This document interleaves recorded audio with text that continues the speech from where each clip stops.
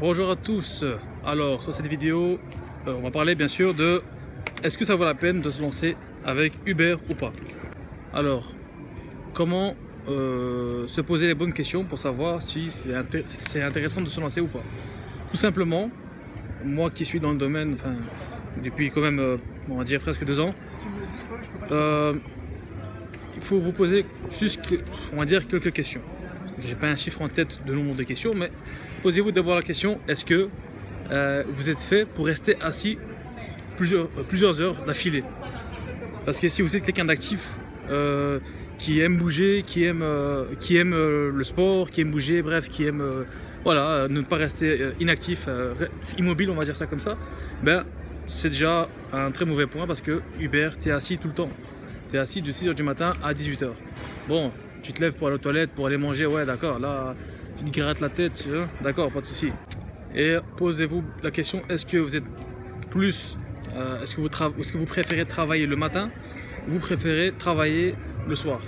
Parce que si vous êtes du genre à travailler le matin, vous êtes plus matinal, ben c'est 6 h du matin à 18 h. Ce qui veut dire que voilà, il faut se lever à 5 h. Si votre responsable il est plus loin, ben, il faut prévoir ça plus tôt. Par exemple, si vous habitez à 10 km ou à 5 km de la voiture, parce que c'est pas la vôtre, c'est à vos responsables, et vous commencez à 6 h, il faut vous dire que vous devez vous lever minimum à 5 h. Minimum. Ce qui veut dire que au-dessus de 5 h, vous ne pouvez pas, vous serez en retard. Donc 4 h 45, 5 h. Donc il faut vous dire ça. Une fois que vous avez assimilé ça, ben, là vous pouvez vous lancer entre guillemets, vous dire voilà, ça vaut la peine. Parce que à la base des bases, Uber, c'était quand ça a été créé, on va dire ça comme ça, c'est pour avoir un complément de revenu, un revenu complémentaire, si on va dire comme ça. Ce qui veut dire que en plus de votre boulot de journée, vous faites Uber le soir avec votre propre voiture. Ce qui veut dire que vous avez une bête voiture cassée, etc. à l'époque, pas maintenant. Vous pouvez à ce moment-là faire Uber. Donc c'est pour voilà, arrondir les fins de mois. Voilà, c'est le mot que je cherchais. Arrondir les fins de mois. À la base, Uber c'était fait pour arrondir les fins de mois parce que c'était des courses. Allez, je veux dire, c'est pas des courses waouh, hyper cher. Donc c'est très bénéfique pour le client Uber parce que c'est pas cher du tout, hein, mais pour le chauffeur ça l'arrange moins.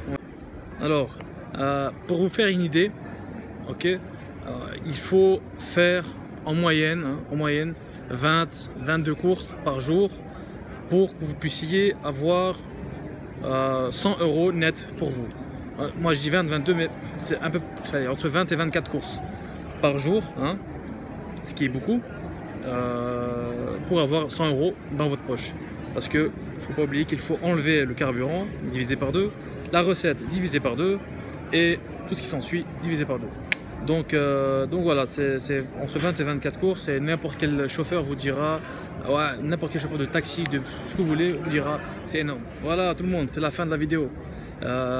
Écoutez, moi j'espère que vous aura plu, au moins que ça vous aura appris quelque chose sur Uber si vous voulez vous lancer, hein.